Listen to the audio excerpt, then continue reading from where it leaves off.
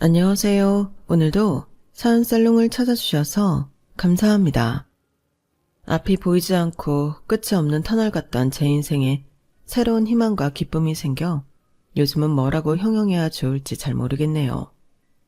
지금부터 이상하고도 묘한 저희 가족의 특별한 이야기를 들려드릴게요. 저는 남들만큼 공부하고 남들만큼 직장 생활을 하다 결혼해서 아이 둘을 낳고 사는 지극히 평범한 여자였어요. 연년생의 제 두 딸은 다행히 활발하고 또래랑 잘 지내며 공부하는 것도 좋아하는 아이들이었죠. 사춘기가 와서 부모에게 버릇없게 할 법도 한데 저희 아이들은 한 번도 제 속을 썩인 적이 없었어요. 그도 그럴 것이 집안 분위기 때문에 아이들이 더 저를 힘들게 하지 않으려 했을 거라 생각하니 마음이 무겁기도 했어요. 남편과는 평범한 연애 결혼을 했고 아이 둘 낳고 잘 살다가 언제부턴가 부부 사이가 소원해지더군요. 남편의 차가운 태도와 무관심은 저를 위축되게 만들었고 어떠한 노력도 받아들이지 않으려는 남편의 모습에 저는 절망스러웠어요. 남편의 직업은 인테리어 공사 쪽을 하는 것이었는데 작업이 있다며 툭하면 외박을 일삼곤 했죠. 밤에 작업하는 일도 없을 텐데 왜 집에 와서 안 자는 거야? 네가 뭘 알아? 밤에도 일이 있는지 없는지. 그리고 서울에 사는 사람이 무슨 대전까지 가서 인테리어 공사를 해. 거기는 인테리어 업자가 없어? 가면 또 몇 주는 화물차 사고.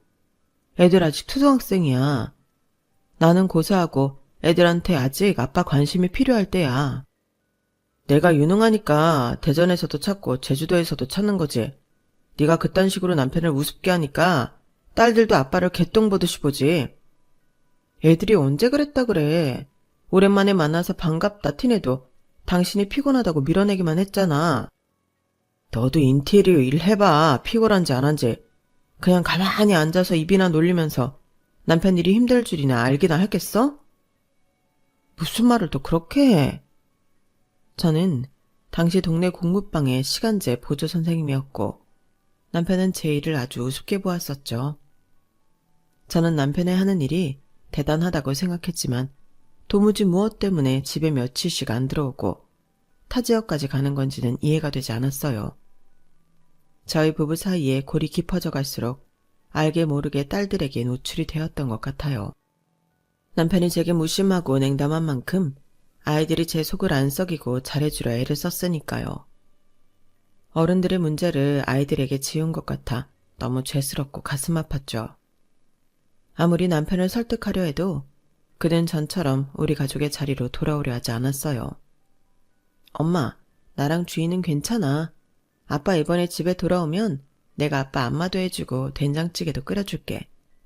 그럼 아빠가 우리를 조금 더 예뻐하지 않을까? 진이야, 엄마가 미안해. 진이랑 주희가 그렇게 하지 않아도 아빠는 널 사랑해. 다만 일이 너무 바쁘고 힘들어서 지금 좀 여유가 없는 거야. 그렇게 아빠한테 일부러 잘 보이려 애쓰지 않아도 돼. 아빠한테 잘하면 아빠가 엄마도 안 미워할 것 같아서. 너무 미안해. 엄마가 다 잘못했어. 고리타분했던 저는 아이들을 위해서라도 남편과 이혼하면 더더욱 안 된다고 생각했었어요. 무심하고 쌀쌀맞은 아빠라도 없는 것보다 있어야 한다고 생각했거든요. 그때는 참 그런 고지식한 생각에 저 자신을 가두고 살았어요. 남편은 저와 아이들과의 관계뿐만 아니라 집안 사정에 대해서도 철저히 외면하고 살았어요. 결혼 초반과 달리 어느 순간부터 생활비를 줄여나가더니 나중에는 아예 돈을 끊더군요. 내가 돈을 버는 것도 아니고 이렇게 생활비를 아예 안 주면 어떡해. 내가 무슨 ATM 기계냐? 나도 일이 있다 없다 하니까 그런 거 아냐. 그렇게 돈 한 푼이 아쉬우면 너도 나가서 벌어. 일 많다고 집에도 안 들어오는 사람이 일이 없다는 게 말이 돼? 앞뒤가 안 맞잖아. 애들 물건 중고 거래하는 것도 이제 지쳐. 어차피 애들 잠깐 쓰는 거 그 중고 거래를 좀 했다고 생색은 더럽게 내네. 누가 보면 내가 아예 집에 한 푼도 안 갖다 준 줄 알겠네. 아, 억울해라. 당신이 여태껏 돈을 안 줬다는 게 아니라 지금 애들한테 돈 많이 들어갈 때인데 오히려 전혀 생활비를 안 주잖아. 그렇다고 내가 일을 하는 것도 아니고 모아놓은 돈 까먹으면서 생활하고 있어. 너 말 잘했다. 그렇게 어려우면 나만 보고 있을 게 아니라 네가 직접 나가서 돈 좀 벌어봐라. 애들 챙긴다면서 핑계 좀 대지 말고. 그 다툼이 있은 후부터 저는 공부방 선생님 자리를 구해서 일을 시작하게 되었던 거예요. 일을 하면서부터 상대적으로 제 아이들에게 전처럼 신경을 못 써주는데도 딸들은 오히려 저를 안심시켜주려 했었어요. 엄마, 오늘은 내가 주희랑 볶음밥 해먹을 거야. 밥 먹고 주희랑 숙제하고 책도 읽고 있을게. 우리 걱정하지 마.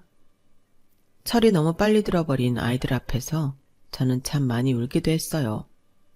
고마워, 진이야, 주희야. 공부방에서 일을 하면서 큰 돈은 아니지만 아이들과의 생활비 정도는 조금 충당할 수 있었어요. 여전히 남편에게 생활비를 못 받고 있어 모이는 돈 없이 빠듯하기는 했지만 사람이 마냥 죽으라는 법은 없더군요. 우연인지 뭔지 모르겠지만 제가 공부방에 선생님으로 다니고 나서부터 학생 수가 엄청 많이 늘어서 규모를 늘려야 할 정도였거든요.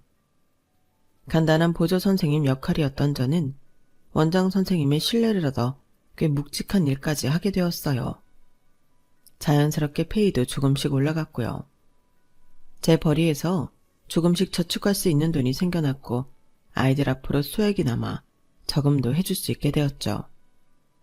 그리고 시골에 혼자 계시는 저희 친정엄마의 치순 선물을 준비할 수도 있게 되었어요. 친정엄마는 시골에서 아빠 사시다가 아빠를 먼저 보내시고 혼자가 되셨어요. 다행히 건축 쪽으로 일을 하셨던 아빠가 돌아가시기 전 지금 집을 튼튼하고 견고하게 잘 만들어주셨고 엄마는 그 집에 남아 계셨죠. 엄마 사시는 시골 동네에 더 나이가 많은 어르신들에게 봉사도 하고 마을 관리 같은 것을 도와주시면서 용돈벌이 정도를 하고 계셨어요. 한 번도 사치 같은 것은 해본 적도 없으시고 자신보다 남을 더 먼저 생각하는 이타적인 분이었어요. 혼자 시골에 계시는 엄마가 너무 걱정됐지만 저 역시 사는 형편이 좋았던 것은 아니었기에 모시고 올라갈 수도 없어 너무 죄송했죠. 거기 복잡한 서울 가서 뭐하니? 아버지가 나 죽을 때까지 안전하게 살라고 이렇게 좋은 집도 남겨놓고 갔는데. 난 여기 좋다. 아버지 없는 자리 내가 직접 사람들 찾아가면서 대화도 나누고 밥도 먹고. 힘든 거 있으면 서로 도와주면서 사니까 당체 외롭지 않아. 내 걱정은 안 해도 된단다. 너는 이서방이랑 진이 주희 잘 키워. 너희 잘 살면 엄마는 바라는 것 하나도 없어. 엄마에게 제대로 된 선물을 한 번 하지 못했던 저는 여유가 조금씩 생기기 시작하면서 엄마의 치순 선물을 위해 돈을 모았어요. 처음에는 10,000원, 20,000원으로 시작했었는데 조금 넉넉한 달에는 10만원 단위로 적금을 부을 수도 있었죠. 평생 여권도 없이 해외여행 한번 가본 적 없는 엄마를 위해 효도 관광을 시켜드리기 위해 악착같이 모았어요. 원래 10년 안에 목표 금액을 모으려고 했던 건데 얼마나 지독하게 모았는지 4년 만에 500만 원을 넘기기 시작했으니까요. 엄마, 나 할 말 있어. 뭔데 주희야? 나 미술 좋아. 엄마도 알지. 우리 주희가 그림 그리는 거 엄청 좋아하고 또 잘하잖아. 엄마도 다 알고 있지? 그런데 왜? 우리 반 가희가 이번에 미술학원 다닌다 그래서 따라가 봤는데 엄청 좋아. 색깔도 엄청 많고 그릴 수 있는 것도 엄청 많아. 그래서 조금 부러웠어. 우리 주희가 미술학원 따라가 봤는데 좋아 보였구나. 우리 주희도 미술학원 다니고 싶어? 응, 너무너무 다니고 싶어. 공부도 잘했지만 그림 그리는 것을 너무 좋아했던 둘째 딸이 어느 날 미술학원에 다니고 싶다며 쭈뼛쭈뼛 얘기하더군요. 저는 간절한 마음으로 며칠 뒤 남편과 이 문제에 대해 상의하기로 마음먹었어요. 주희가 미술학원 다니고 싶대. 그런데 미술학원비만 좀 도와줬으면 좋겠어. 내가? 내가 왜? 여보, 주희 당신 딸이야. 내가 왜라니? 그 정도는 좀 해줄 수 있는 거 아니야? 너도 돈 벌잖아. 그런데 내가 왜 애 미술학원비까지 보태야 되냐고. 당신이 돈 안 주니까 내가 돈 벌기 시작했지. 그걸로 생활비하고 애들 앞으로 들어가는 거 다 충당하고 있어. 내가 더 큰 거 바라는 것도 아니고 애 학원비 정도는 당신이 좀 보태줄 수 있는 거잖아. 이제 초등학교 다니면서 가나다라 배우고 있을 나이에 무슨 학원이야. 너 그거 쓸데없는 엄마 치맛바람이야. 정신 차려. 당신이야말로 정신 좀 차려. 지금 애들이 몇 학년이고 몇 살인지 알기나 알아? 진이는 수학 경시대회에서 상도 타고 주희는 사생대회도 몇 번이나 나갔는데 애들한테 제발 관심 좀 가져달라고 내가 몇 번이나 말해. 당신이 생각하는 만큼 지금 애들 어리지 않아. 자기가 하고 싶은 거, 자기가 생각하는 거 다 또박또박 이야기하고 또 그만큼 잘 해낸다고. 내가 뭐 놀아서 몰랐어? 나도 죽어라 일하는데. 당신 노고 모른다는 게 아니라. 제발 좀. 오랜만에 만난 남편은 제 말을 들으려고도 듣고 싶어 하지도 않았고 아이들에게까지 막말을 서슴지 않고 하더군요. 저는 정말 남편이 증오스럽기까지 했어요. 하지만 한 달이 넘는 시간 동안 남편에게 화도 내보고 달래도 보고 애원도 해가며 겨우 아이의 미술학원비를 약속받았어요. 하지만 그것도 몇 달 뒤부터는 소리 소문 없이 끊어버리기는 했지만요. 이 답답한 결혼 생활에 끝이 있기는 할까 매일 괴로웠어요. 그래도 제 옆에서 웃어주는 아이들에게 힘든 모습을 최대한 숨기며 지내려 노력했어요. 아이들도 제 마음을 알고 아빠에 대한 언급을 자제하는 것 같더군요. 그렇게 또 시간이 흘렀고 친정엄마의 칠순이 다가오기 6개월 전이었어요. 목표했던 돈보다 더 많이 모은 저는 엄마에게 전화를 걸었어요. 엄마, 나야 영희. 그래 영희야. 어디 아픈 데는 없으시고? 나야 뭐 괜찮아.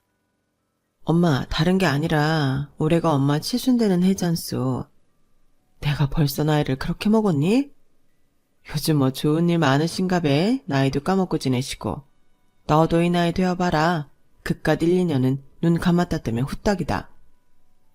70평생 여권이라는 것도 못 만들어보고 외국이라는 곳은 가보지도 못한 우리 엄마. 내가 올해 찐하게 효도 한번 해드리려고 하는데 어때? 좋은 데 한번 모시고 갈게. 다 늙어서 좋은 데가 뭐 있겠어. 우리 집이 제일 좋지. 엄마, 그러지 마. 집이야 맨날 자는데도 집밥이야 맨날 먹는 거잖아. 엄마 해외여행 한번 보내드리고 싶어서 이 딸이 돈을 조금씩 모아놓은 게 있거든. 그걸로 여행 보내드릴게. 애 둘이나 키우면서 돈 들어가는 것도 많을 텐데 무슨 여행이냐? 가본 걸로 할 테니까 그냥 그걸로 진이 주희 맛있는 거 사주고 좋은 옷 사입혀. 엄마 거절하지 마시고 진짜로. 우리 엄마한테 내가 좋은 거 해드린 것도 하나 없는데 나 죄책감 갖고 살게 하지 마. 엄마 여행이지만 내 부탁이기도 해. 우리 딸이 어렵게 모은 돈으로 어떻게 내가 사치 부리면서 해외여행을 간다니. 돌아가신 아버지가 놀래서 다 벌떡 일어나시겄다. 아빠한테도 내가 꿈속에서 다 허락받았다니까. 엄마는 예쁜 옷 입고 몸만 따라오면 돼. 딸이 힘들게 모은 돈을 어떻게 쓰냐며 손사래를 치던 친정엄마를 겨우겨우 설득해 해외여행을 가기로 정했어요. 무엇보다 제가 차곡차곡 모은 돈으로 엄마애가 큰 효도를 할 수 있다는 생각에 기쁘면서도 가슴이 저미는 느낌이었어요. 10년같이 모았던 돈 700만 원을 은행에서 고스란히 찾아와 안방 서랍에 잘 넣어두었어요. 이제는 어디로 여행을 가야 하나 결정할 즐거운 일만 남았었죠. 진이야 주희야 이리 와봐. 왜 엄마? 외할머니 올해 특별한 생신이시거든. 우리 다 같이 비행기 타고 해외여행 갈까 하는데 어때? 와 너무 좋아. 우리도 이제 드디어 비행기 타보는 거야? 야 신난다. 그런데 아빠는 같이 안 가? 진이 말이 맞네. 엄마가 생각이 좀 부족했다. 엄마가 아빠한테도 같이 갈 수 있는지 한번 물어볼게. 말은 그렇게 했지만 저는 남편에게 물어보기 겁났어요. 남편의 반응이 불보듯 뻔했거든요. 며칠 뒤에 집에 들어온 남편에게 조심스레 말했어요. 저 엄마 칠순이 오래잖아. 그래서 다 같이 해외여행 한번 모시고 갈까 하는데 어떻게 생각해? 제 말이 끝나자마자 남편은 눈썹을 치켜뜯고 말하더군요. 해외여행? 해외여행? 돈이 어디 있어서? 너 나한테 뜯어가려고? 뭘 뜯어가. 내가 조금씩 모은 돈이 있어. 몇 년이나 걸쳐서 아주 조금씩 모은 돈이야. 그걸로 갈까 해. 제 말이 끝나자 남편은 더 신경질적인 눈으로 저를 쏘아봤어요. 모은 돈이 있었어? 뭐 생활비를 안 주네, 애 학원비가 없네 하면서 나한테 돈돈돈 거리더니 니네 엄마 해외여행 보내줄 돈이 있었나 보네? 참나, 진짜 기가 막힌다. 너란 여자 생각보다 훨씬 무서운 사람이구나. 진짜 어렵게 모은 돈이야. 당신도 알잖아. 우리 엄마 여건도 없는 사람인 거. 이렇게 아무것도 못 해드리다가 갑자기 아빠처럼 돌아가시면 한평생 한이 될 것 같아서 그래. 매번 이렇게 해드리는 것도 아니잖아. 당신한테 돈 달라 하는 것도 아니고 같이 갈 수 있는지 물어보는 거잖아. 너 같으면 기분 더러워서 가겠냐? 진짜 생각할수록 골 때리네. 그렇게 돈 없다 없다 징징거릴 때는 언제고 뭐? 해외여행? 그럼 우리 엄마는 네가 해외여행 보내줘 봤냐? 어머니도 보내드리고 싶지. 그런데 형편이 넉넉하지 않잖아. 형편이 넉넉치 않아서 니네 엄마는 비행기 태워주고 우리 엄마는 뭐 한국에나 짱 박혀있으라 이건가? 그렇게 극단적으로 생각하지 좀 말고. 어머니는 평소에도 모임에서 해외여행 자주 가시잖아. 그리고 어머님 칠순 때도 뭐 해드릴까 나도 고민 중이었다고. 엄마 돈으로 해외여행 가는 거랑 그래도 며느리인데 네가 보내주는 거랑 같냐? 와, 착한 척 다 하더니 완전 뒤통수 치는 거 쩌네. 이렇게 또 싸우려고 말 꺼낸 거 아니야. 애들이 아빠랑도 같이 여행 가고 싶어하는 것 같아서 물어본 거야. 됐다. 너나 딸년들이나 다 기집애다 이거지. 이 집에서 내 편 아무도 없다 이거지. 해외여행이고 뭐고 니네끼리 잘해봐. 화가 잔뜩 난 남편은 집을 나갔고 방에서 우리의 다툼을 듣고 있던 딸들은 울면서 제게 안기더군요. 엄마, 내가 괜히 아빠도 가냐고 물어봐서 미안해. 엄마, 내가 잘못했어. 아니야, 너 잘못한 거 없어. 엄마랑 아빠가 생각하는 게 달라서 의견이 조금 안 맞을 뿐이야. 우리 다 가족인데 같이 여행 갈 수 있는지 물어보는 건 당연한 거야. 네 탓 아니야. 울지 마. 좋은 의도로 시작했던 것이 아이들에게까지 상처를 준 것 같아 마음이 쓰리고 아팠어요. 그 일이 있고 며칠 뒤 남편이 저를 갑자기 밖에 한 카페로 불러냈어요. 무슨 일이야? 집도 아니고 밖에서 만나자고 하고? 저를 보는 남편이 실실 웃는 모습이 이상해 보이긴 했지만 차분히 이야기를 나눠보기로 했죠. 자, 받아. 남편은 희죽거리며 제게 흰 봉투를 하나 건넸고 저는 조심스럽게 열어보았어요. 봉투 안에는 두툼한 돈뭉치가 들어있더군요. 어? 이게 뭐야? 웬 돈? 네가 좋아하는 돈인데 왜? 저도 의심을 해? 너무 뜬금없으니까 그렇지. 이게 무슨 돈인데? 아무리 생각해도 해외여행은 너무 우습더라고. 너도 양심 있으면 그렇게 생각하지 않냐? 아직도 그 소리야? 50만 원 넣었어. 이걸로 칠순 맞으신 장모님이랑 제주도나 갔다 와. 뭐? 제주도? 너 제주도가 얼마나 좋은 줄 알아? 해외는 무슨 해외야. 시골 노인네 제주도도 감지덕지지. 저는 온몸이 부들부들 떨렸어요. 어떤 모진 말도 어떤 모진 행동도 참으며 살았는데 친정 엄마한테 제주도도 감지덕지라며 50만 원을 제게 던진 그의 행동에 치가 떨리더군요. 제주도를 가든 해외를 가든 내가 알아서 할 거야. 이런 돈도 필요 없어. 그래? 진짜? 후회 많이 할 텐데. 뭐? 이거 50만 원 주는 거라도 받아. 가서 흑돼지 한번 먹고 땅콩 아이스크림이라도 사 먹으려면. 저는 더 이상 참지 못하고 자리에서 벌떡 일어났어요. 당신이 좋은 의도로 이러는 건지 나쁜 의도로 이러는 건지 모르겠지만 예의 좀 지켜줘. 그래도 당신 장모님이야. 누가 뭐래? 내 장모님 맞지? 그래서 이렇게 여행비를 주는데도 넌 뭐라 그러냐? 저희 화를 돋구듯이 남편은 계속 기분 나쁜 웃음만 지었고 저는 이 상황을 이해할 수 없었어요. 순간 제 내리를 번쩍하고 스치는 것이 있었어요. 당신 설마 안방 서랍장에 있던 돈 손댔어? 남편은 아무 대답 없이 희죽이며 저를 바라보더군요. 당신 정말 그런 거야? 그 돈이 어떤 돈인지 알아? 알아.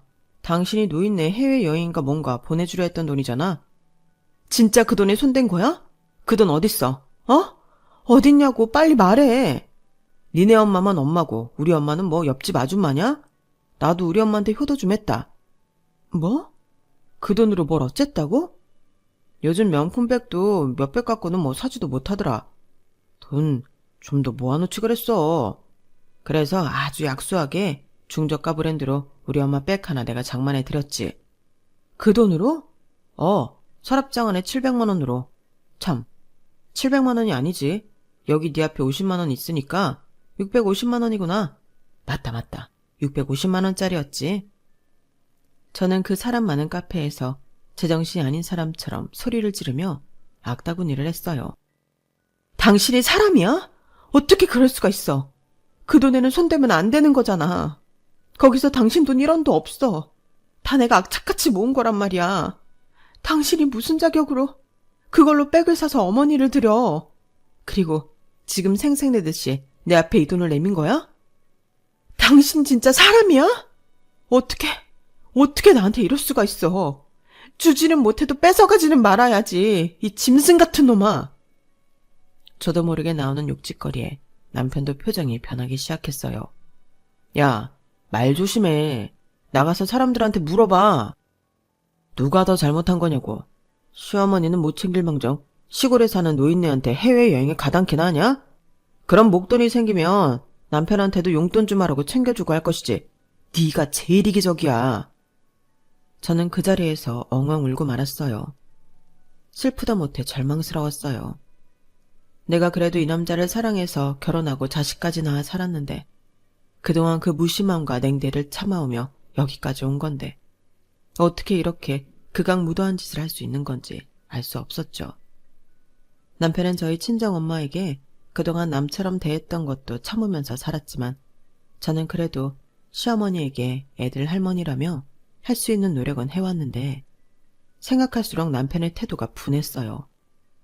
그날 남편과 카페에서 헤어지자고 저는 많은 생각을 하게 되었어요.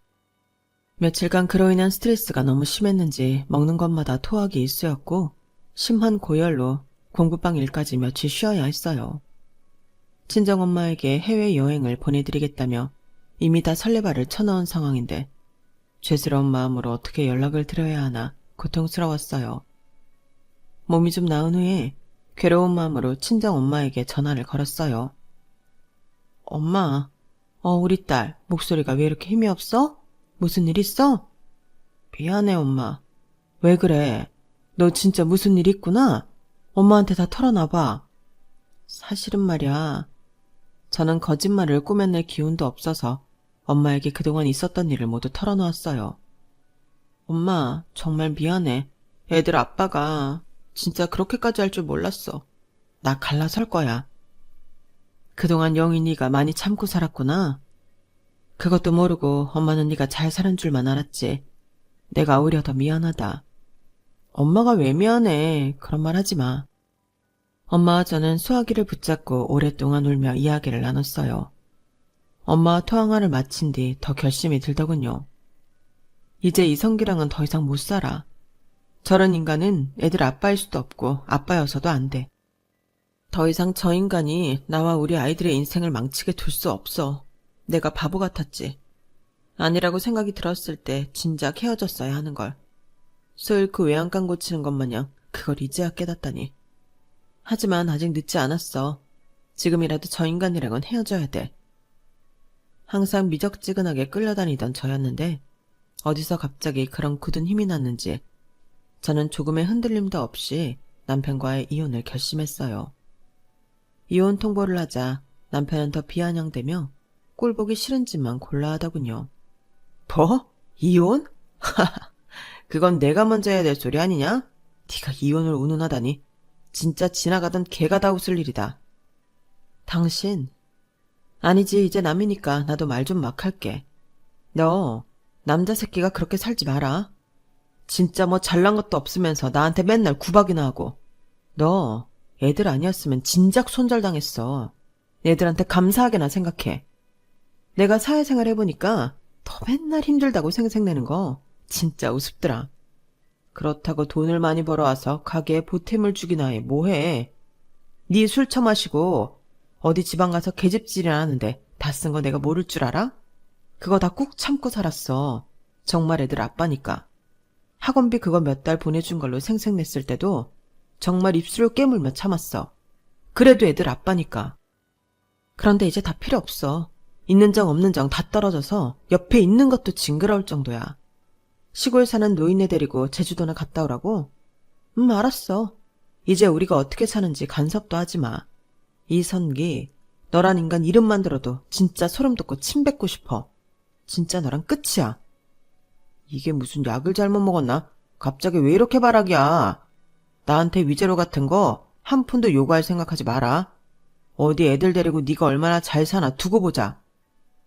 너 그리고 내가 모아놓은 돈 좋게 말할 때 고스란히 갖고 와. 니네 엄마 백 샀던 거 환불해서라도 700만 원 다 내 눈앞에 갖다 놔. 누구 좋으라고? 내가 그걸 왜 갖다 놓냐? 결혼 생활 중에 같이 모은 돈인데 왜 내가. 웃기네 아주 이거. 결혼 생활 중에 같이 모아? 넌 진짜 염치까지 말아먹었구나. 그 700만 원 안 갖다 놓으면 고소 들어갈 테니 그런 줄 알아. 어디 네 마음대로 해봐라. 그렇게 저와 남편은 이혼을 했어요. 당장 딸 둘과 셋이서 살 것을 생각하니 막막하긴 했지만 전 남편을 도저히 용서할 수는 없었죠. 그렇게 작은 방을 하나 구해서 바쁘게 이사를 했어요. 아이들은 다 안다는 듯이 그 상황에 대해서 묻지도 않고 조용히 저를 따라 나서더군요. 이사 정리가 마무리되어 갈 때 시골에서 친정 엄마가 올라왔어요. 영희야, 엄마야. 와, 외할머니다. 엄마. 저는 엄마를 보자마자 왈칵 눈물을 쏟았고 엄마는 저의 등을 한없이 쓸어주었어요. 그런데 저분도 같이 온 거야? 저희 모녀의 눈물겨운 상봉을 따뜻한 눈으로 지켜보고 계시는 한 노신사가 제게 인사를 건넸어요. 안녕하세요. 저는 손일구라고 합니다. 조 여사님 따님인 김영희시죠? 말씀 많이 들었습니다. 인자한 얼굴로 제게 인사를 건네오는 노신사는 깔끔한 차림새에 나이답지 않게 건장해 보이기까지 했어요. 들어오세요. 저는 얼떨결에 엄마와 노신사를 집 안으로 들였고 놀라운 이야기를 듣게 되었어요. 영희야, 제대로 인사드려. 여기 손 선생님은 엄마랑 같은 동네에 사시는 분이야. 경황이 없어 인사도 잘 못 드렸네요. 안녕하세요, 김영희입니다. 그래요, 반가워요. 여기가 진이랑 주희인가 보군요. 네, 제 딸들이에요. 그런데 어쩐 일로 저희 엄마랑 여기 서울까지. 영희야, 놀라지 말고 들어. 엄마랑 여기 손 선생님이랑 만나는 사이야. 어? 만나는 사이? 두 분이 교제하신다는 말이야? 저는 너무 놀라 입을 다물지 못했고 아이들도 토끼 눈을 하고 있었어요. 네, 제가 여기 조 여사님이랑 만나고 있는 사람입니다. 조금 더 말을 하자면 세혼을 한 사이입니다. 네? 두 분이 결혼을 하셨다고요? 엄마 왜 말을 안 했어? 창피한 듯 얼굴을 붉히는 엄마의 모습에서 어딘가 모르게 소녀의 얼굴이 보였어요. 속이려고 했던 건 아니고 그냥 우리 동네에서 오며 가며 편하게 만나는 사이로 지냈는데 선생님이 조금 더 가까워졌으면 좋겠다고 하시더라고. 네, 영희씨. 어머님은 괜찮다고 하셨는데 제가 조 여사님을 계속 좋다고 쫓아다녀서 혼인신고하자고 했어요. 노신사 역시 수줍게 웃는 얼굴로 고백하며 엄마를 지그시 쳐다보았어요. 도대체 언제부터였던 거야? 엄마의 연애. 아니, 결혼에 대해 난 전혀 몰랐잖아. 손 선생님이랑 만난 지는 꽤 되었는데 최근에 너 이서방이랑 헤어지고 힘들어했잖니.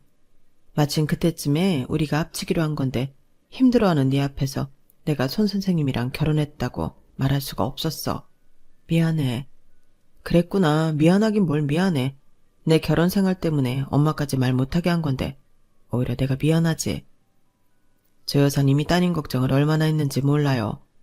자신은 세혼을 하는데 자식은 이혼을 했다면서 죄스러워하셨고요. 엄마 미워하지 말아요. 내가 조 여사 지켜주고 싶어서 결혼하자고 조른 거니까.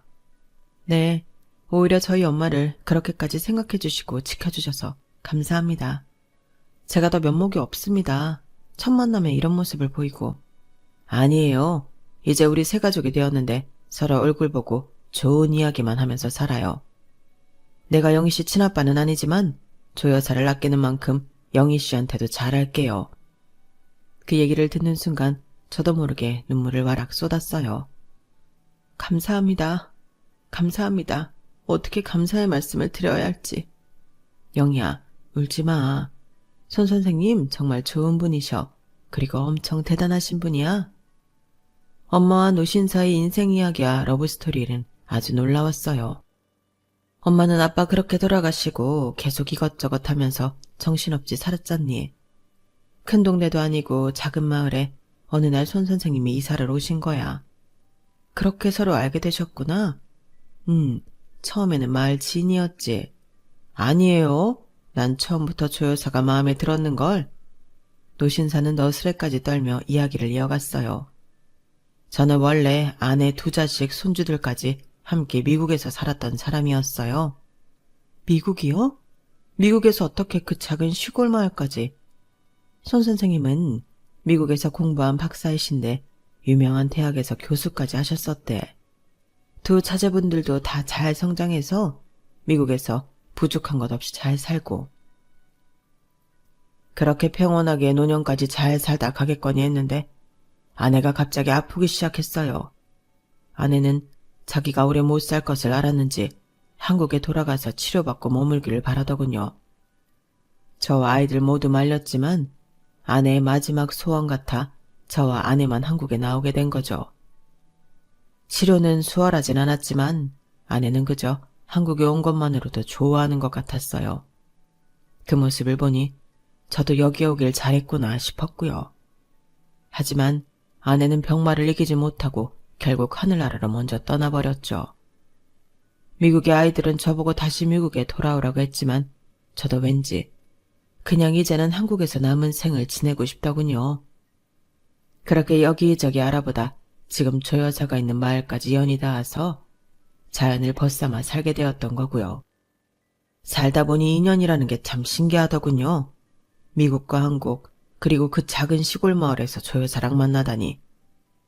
영희 씨 눈에는 제가 좀 사기꾼 같아 보이겠지만 지금 말한 건 다 전부 사실입니다. 아니에요. 선생님 말씀 의심하지 않습니다. 사실 손 선생님 자녀분들이랑 손주들도 한국에 한번 왔다 가셔서 만났었어. 진짜? 미국에서 여기까지 오셨던 거야? 먼 걸음 했었지.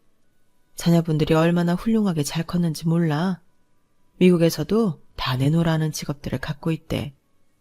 그렇게 먼 미국에서도 엄마를 보러 오셨었는데 정작 같은 한국 땅에 있던 딸은 힘들었다고 징징댔었네.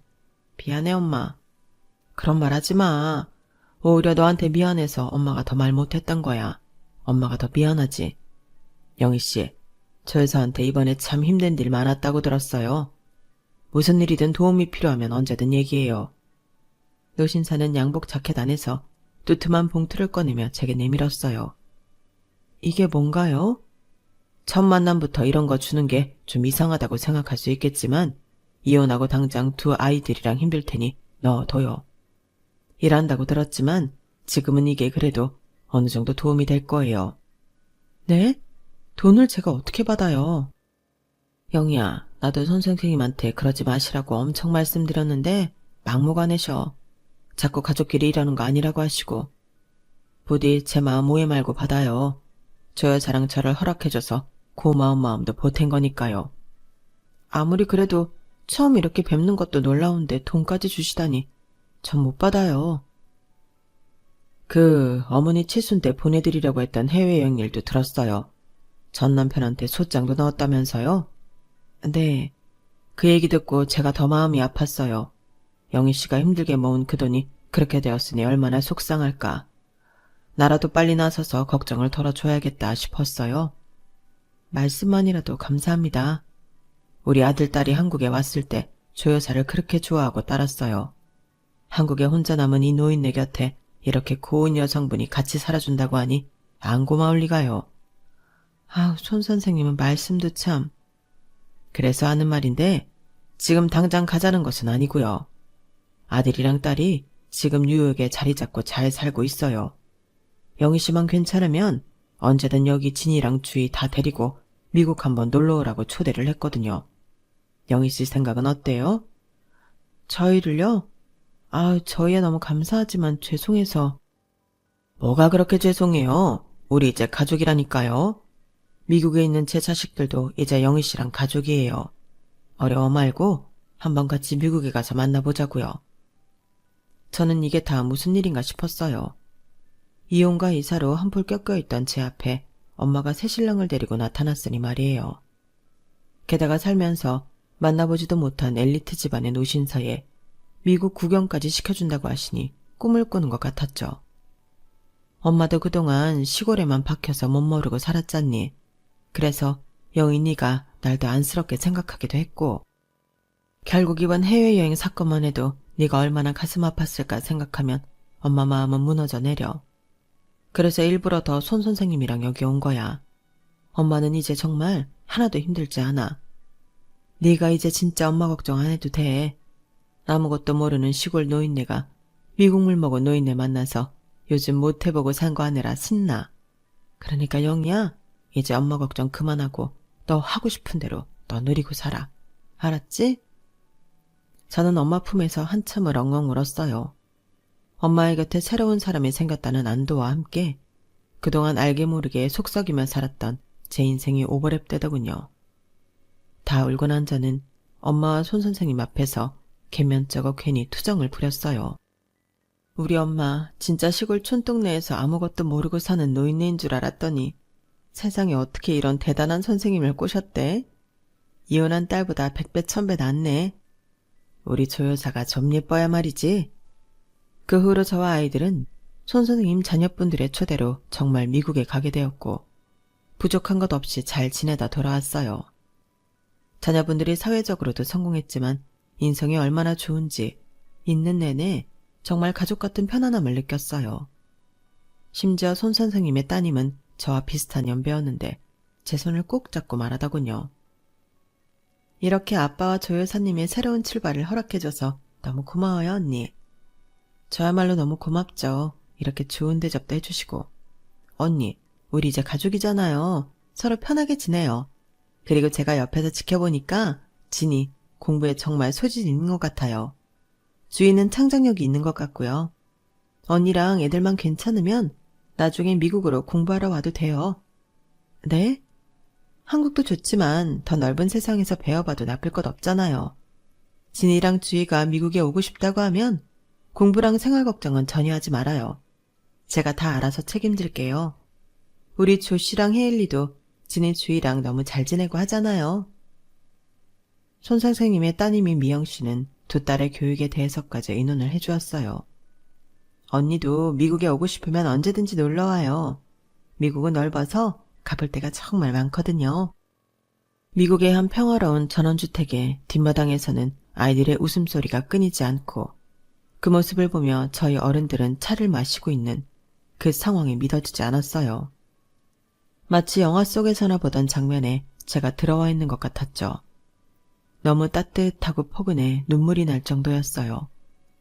그로부터 몇 년이 지난 지금 손 선생님과 엄마 그리고 저는 몇 번이나 미국 가족들의 초대를 받아 놀러왔어요. 중학생이 된 진이와 주희의 미국행에 대해서는 아직 서로 논의 중에 있답니다. 정말 행복한 고민을 하고 있네요. 참, 미국에서 가족들과 즐거운 시간을 보내는 사진을 프로필 사진으로 해놨더니 전 남편에게 연락이 몇 번 왔었어요. 저는 그동안 있었던 일을 이야기해 주었고 남편은 손이 발이 되도록 빌며 다시 합치자고 애걸복걸하더군요.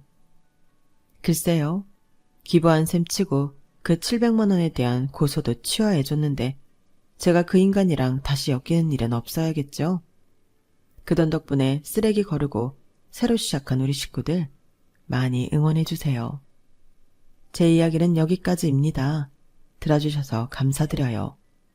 항상 건강하시고 매일매일이 행복하시길 기도합니다. 여러분, 사연 댓글에 응원과 현명한 조언 부탁드려요. 좋아요와 구독은 저에게 큰 힘이 됩니다. 오늘도 좋은 일 가득하세요.